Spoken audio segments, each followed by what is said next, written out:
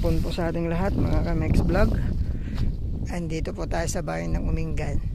Ay tinitingnan po tayo rito na pwedeng sakahin, tamnan ng gulay, watermelon. Yan. Ang huling ano nila dito, watermelon kasi may sarili silang patubig po doon. Yan. May deep well po silang sarili. Ang area po pala nito ay 2.8, almost 2.9 po ito na na area, na lot area. So titled property. Yan, irrigated siya, pero ngayon hindi nila schedule yung yung kanilang patubig. Yan po yung ating irrigation. Yan po. Tapos yan, kalsada po yan, farm to market road po yan, hindi lang nga po nalinisan, pero pasok po ang 4 wells natin dito. So ang frontage po nito, ma'am sir, ay naglalaro po sa 50 meters, more or less, hindi po bababa ng 40. So napakahaba po hanggang dun sa may puno na yan. Tapos dyan po sa may pilapil po na yan. Tapos ang length naman niya napakahaba hanggang dun sa may mangga. Dan po yun.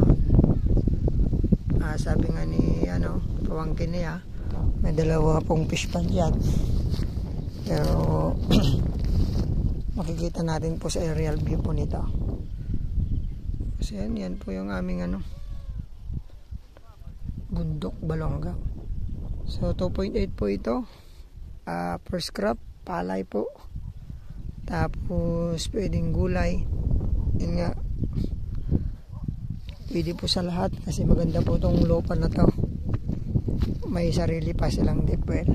Sa mga naghahanap po ng property ng ganito, ito po, bayan po ng Umingan, in-offer namin from Cemented Road, mga 1 kilometro po ito. Tapos Barangay Road yan, tutok po tayo. Pero kailangan po itong gumawa ng daan mo dyan kung gusto mong sarili mong daan. Culvert po yung atang tawag doon. Magagawa ng sarili mong maliit na tulay. Pero ito may daanan po sila rito na tulay. Ginawa po ng government para sa mga magsasaka. Yun nga lang, hindi po nakatapat sa property. Pero ang kwan lang naman po ay mga 5 meters lang ata. Ay hindi pa. So malapit lang po ito. Ito po yung dinadaanan po. Ayan, hanggang umpisa po rito yung property. Ayan. Yan po, diretso doon. Tapos yun po sa may kahoy na yun. Ito po yung property. Napakahaba po ang frontage din. So yun, sana magustuhan nyo tong property na to. Ipapakita ko lang po yung daanan po. 4 wells po pasok rito. Hindi nga po lang po simentado, pero matigas man po yung daan. Ito po, puno pag po ito. Nawalan lang ng tubig. Hindi siguro schedule dito, no? Schedule yung irrigation Ayan. Maluwang po yung dadaanan po ng rito.